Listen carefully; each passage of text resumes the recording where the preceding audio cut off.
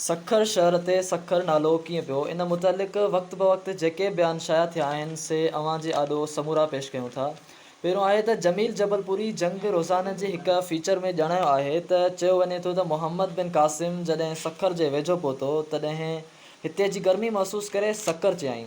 चुनाचे लफ़्ज़ सकर बिगड़जण खां पोइ फिरी सखर थी वियो जो उन जो हाणोको नालो आहे। सकर अरबी लफ़्ज़ आहे जंहिंजी माना आहे दोज़ख ऐं उहा हक़ीक़त आहे त हिते बेइंतहा गर्मी पवे थी ऐं जुलाई अगस्त जा 2 महीना दरअसल जहन्नम जो मंज़र पेश कनि था। अगस्त जे महीने में गर्मी शिद्दत अख़्तियार करे थी। मथे बयाननि सां गॾोगॾु तारीख़ में हिकु ॿियो बि आहे त तक़सीम हिंद खां अटकल 10 साल अॻु GL स्कूल सखर जे हिकु हिंदू मास्टर मिस्टर परसराय वेरोमल मसनद सखर शहर जी तारीख़ सखर सुनहरो सखर द स्वीट जे नाले सां तसनीफ़ कई, जंहिंमें हुननि ॼाणायो आहे त मोहम्मद बिन क़ासिम जॾहिं थकल मांदल हालत में सखर पहुतो तॾहिं हिते जी शादाबी खे ॾिसी ख़ुदावंद ताला जो शुक्र अदा कयाईं। संदसि लफ़्ज़ शुक्र बदिलजी सखर थियो।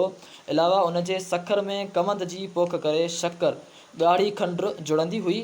उन ई सबब करे हिन शहर ते सखर नालो पियो जो शक्कर जो मुख़फ़िफ़ आहे। इन खां वधीक अॻिते हलण खां पहिरियां अव्हांखे गुज़ारिश आहे त अव्हां चैनल खे सब्सक्राइब कयो ऐं अव्हां जंहिं शहर सां ताल्लुक़ रखो था उन जो नालो कमेंट में ज़रूरु लिखंदा ताकी असां वक़्त ब वक़्तु अव्हां जे शहरनि जो तारीख़ लिखी करे यूट्यूब ते अपलोड कंदा रहूं। ऐं उन लाइ ज़रूरी आहे त अव्हां बेल जो बटन दबायो ताकी अव्हां ताईं उन जी मुकमल मालूमात पहुचंदी रहे। 3 तारीख़ में मिस्टर H रियलिटी पंहिंजी महिराण जी तारीख़ महिराण ऐं उन जी मुआविन शाख़ुनि में ॼाणायो आहे त उत्तर सिंध में अकर ऐं बकर ॿ शहर आहिनि। बकर ते हिंदू सोडन राणनि जी हुकूमत हुई, यानी त क़ब्ल इस्लाम सखर ते अकर नालो पियल हो। रियलिटी जे बयान मूजिबि सखर जी इन जी बयानु करणु ॾुखियो मसइलो आहे छाकाणि त अॻु महिराण अरोड़ वटां हूंदो हो ऐं किले बदिरां बकर जी टकरीअ जो ॾसु मिले थो। शायदि उन जी टकरीअ जो नालो बकर हूंदो, लेकिन चचनामे में सखर ऐं अकर बकर ॿ शहर हुआ ऐं अरोड़ जे घणो वेझा हुआ, तन जो ॾसु नथो मिले।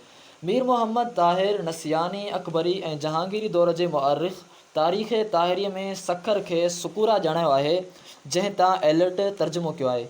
किन मुअर्रिख़नि जो बयानु आहे त सखर संस्कृत लफ़्ज़ सागर मां निकितल आहे, जेको घणी तारीख़ुनि जे हिसाब सां बिल्कुलु ठीकु आहे। 5 तारीख़ में इहो आहे त 221 हिजरी ऐं 835 ईस्वी में मूसा बरमकी ऐं उन जो पुटु इमरान सिंध जा हाकिम थिया। इमरान शहर बेज़ान तमीर कराए उते छावनी विधी ऐं मैदान खे शिकस्त ॾेई महिराण जे बखर वटि बंदि ॾियारे उन खे सकतुल मैद जो नालो ॾिनो, जेको बाद में सखर सॾिजणु लॻो। इन सां गॾोगॾु असां अव्हांखे ॿुधाईंदा हलूं त असां हिकु सीरीज़ शुरू कई आहे जंहिंमें असां मुख़्तलिफ़ शहरनि जा पहिरियां सिंध जा शहर मुकमल, उन खां बाद में पंजाब जा उन जी मुख़्तलिफ़ तारीख़ जेका आहे कंहिं बि शहर ते कीअं नालो पियो उन जे मुतालिक़ असां लिखंदासीं ऐं बयानु कंदासीं। उन जे लाइ ज़रूरी आहे त अव्हां सब्सक्राइब कयो ऐं बेल जे बटन खे दबायो ताकी कॾहिं बि असां कोई बि तारीख़ अपलोड कयूं तव्हां ताईं आसानी सां पहुची सघे। महिरबानी।